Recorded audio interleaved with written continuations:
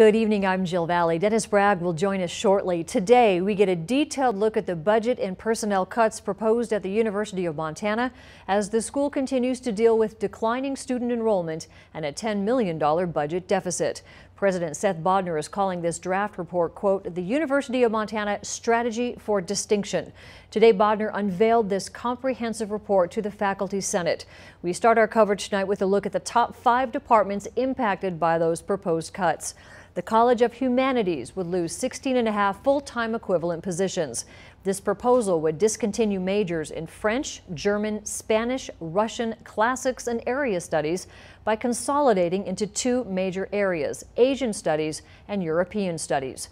The College of Sciences will lose 8 full-time equivalent positions. The proposal here is to create a division of Physical Sciences and a division of Mathematical Sciences, Economical, and Computational Sciences.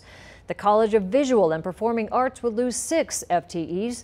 This proposal would create the School of Visual and Media Arts by combining the School of Art and Media Arts. The interdisciplinary program would also lose 6 positions. This proposal is to discontinue the Global Humanities and Religions program. Instead, this proposal would create a division of Cultural, Environmental, and Sustainability Studies that includes programs in Women's, Gender and Sexuality Studies, African American Studies, and Native American Studies, among other things. The Social Sciences program would stand to lose 4 full-time equivalent positions. This proposal creates a division of social sciences that includes anthropology, sociology, and linguistics, and integrates the School of Journalism with communication studies.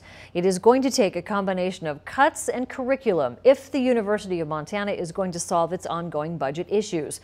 And UM President Seth Bodnar says that is going to take some hard decisions. Dennis Bragg is covering the formal announcement of the university's proposed budget realignments this afternoon. He joins us now live from the University of Montana campus. Dennis. Jill, everyone on campus has known this day is coming as the administration grapples with a way to stop the flow of red ink, but also to realign UM to be a stronger school going forward. And more than anything, a school that will attract and keep students. Today's Senate faculty meeting was moved to the music recital hall to accommodate the large turnout as everyone gathered to hear more details of the proposed cuts and changes for the next few years. Bodnar was very frank about both the opportunities and the problems UM is facing as the second decade of the 2000s draws to a close, saying the university hasn't been clear or focused about UM's special strengths and what attracts students. And he noted the sharp slide in enrollment hasn't been helped by a past decision to limit money tied to marketing. A university can't operate without some funding for recruiting and retention. We have to restore that funding. So when you add that up, you have a true structural imbalance of the magnitude of about $10 million. So that's not a crisis, as we said in January, but it is not sustainable over the long run. So the question becomes, what do you do about that? Bodnar says there's no way UM can continue to do everything we do now and do it well. But he also expresses optimism that once the university comes out at the other end of the tunnel, it will be a much stronger institution, much better aligned to meet what students need in the future, and much stronger financially. And he challenged the university community to dig into the details as if we were starting from scratch in making the realignment. We have endeavored to identify the ways in which we can keep our offerings to students and give our students the best, highest quality education and the most offerings and most options as possible while addressing our budget issues. And the recommendations that will follow are a result of a deep analysis.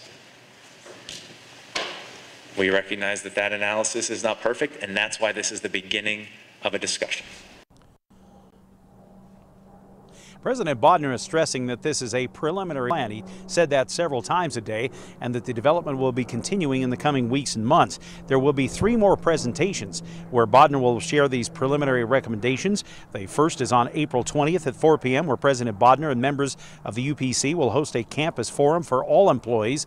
And then on April 24th and 26th at 3 p.m. the Faculty Senate will host listening sessions open to all faculty and staff. All 3 presentations will be in the Social Sciences building.